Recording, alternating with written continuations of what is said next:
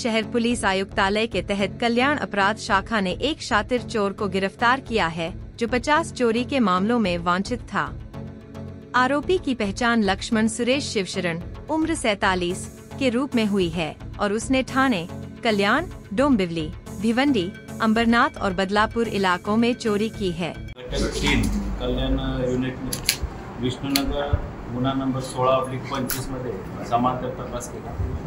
सदरच्या घरफोडीच्या गुन्ह्यामध्ये संशयित आरोपी आम्ही तपास करत असताना लक्ष्मण शिवशरण आणि त्याचा साथीदार सुरेश पोटिया यांना ताब्यात घेतलं। त्यांच्याकडे अधिक तपास करत चौकशी केली।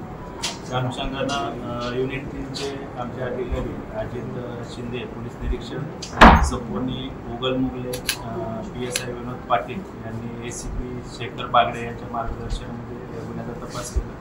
त्याच्यामध्ये 2 आरोपींना अटक करण्यात आलेली आहे। त्या आरोपीकडून अद्यापर्यंत 667 ग्रॅम सोन्याचे दागिने, रोख रक्कम असा एकूण 54,20,000चा मुद्देमाल जप्त करण्यात आलेला आहे।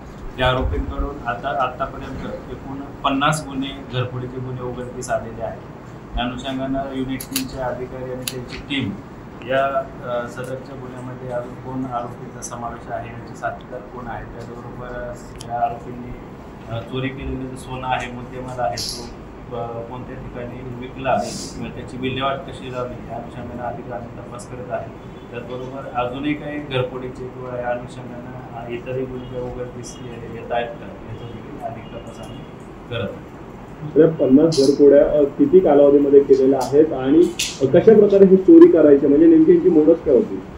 हे प्रामुख्याने घरफोडीच करायचे। बंद फ्लॅट असेल, दिवसा किंवा रात्रीच्या वेळी त्यांच्याकडे जे साधनं होती किंवा हत्यारं होते, गाठावणी असेल तर स्क्रूड्रायव्हर वगैरे याच्या सहाय्याने ते घराचा दरवाजा, कडी, कोंडा, कुलूप तोडून ते गुन्हे करायचे। या आरोपींवर यापूर्वी एकूण 32 गुन्हे विष्णुनगर, मानपाडा, वागळे, ठाणे शहरामध्ये ठाण्याच्या हद्दीमध्ये गुन्हे दाखल आहेत। तरी मोठी टोळी असू शकते का इराणी टोळीशी संलग्न, किंवा ह्यापैकी दुसरी कुठली टोळी आहे का?